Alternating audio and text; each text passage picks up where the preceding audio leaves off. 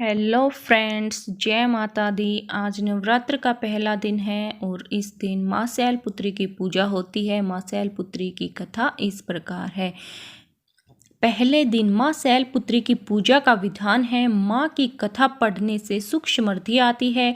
नवरात्रि के 9 दिन जगत जननी माँ दुर्गा के 9 रूपों की पूजा होती है। माँ के 9 स्वरूप और उनका नाम अलग ही अर्थ और लोगों को नई सीख देने वाले हैं।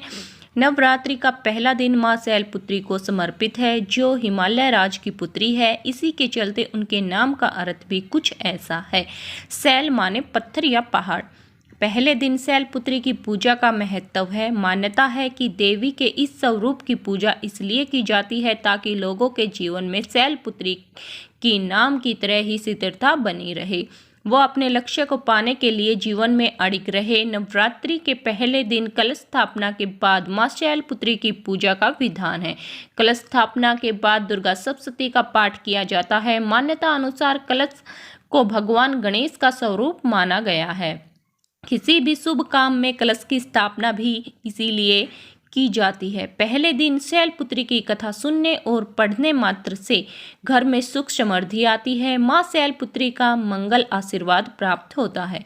माँ शैलपुत्री का वाहन वृषभ बैल है। ऐसा कथा प्रचलित है कि एक बार प्रजापति दक्ष, जो सती के पिता थे, उन्होंने यज्ञ के दौरान भगवान शिव और सती को छोड़कर सभी देवताओं को आमंत्रित किया, लेकिन सती बिन बुलाए ही यज्ञ जाने को तैयार हो गई। अब भगवान शिव ने उन्हें समझाया कि ऐसा बिन बुलाए जाना उचित नहीं है।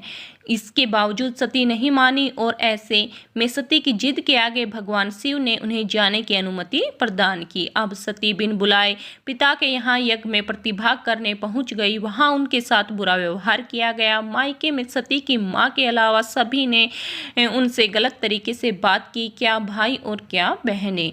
सभी ने सती और उसके पति भगवान शिव की खूब उपासना की। ये कठोर व्यवहार और पति का अपमान सती बर्दाश्त नहीं कर सकी और उन्होंने खुद को यज्ञ में भस्म कर लिया।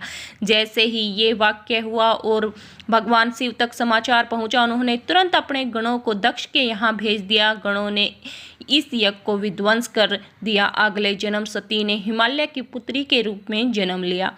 इस तरह उनका नाम शैलपुत्री पड़ा। माँ शैलपुत्री को सफ़ेद रंग प्रिय है, इसलिए पूजा के दौरान उन्हें सफ़ेद रंग की चीज़ें, बर्फी आदि का भोग लगाया जाता है। पूजा में सफ़ेद रंग के पुष्प भी अर्पित किए जाते हैं। माता के भक्तों को पहले दिन पूजा में सफ़ेद वस्त्र धारण करना चाहिए, ऐसा लाभकारी बताया गया है। जय माता दी। तो फ्रेंड्स, आपको कहानी अच्छी लगी हो तो प्लीज़ चैनल को लाइक, शेयर, कमेंट और सब्सक्राइब करें। धन्यवाद।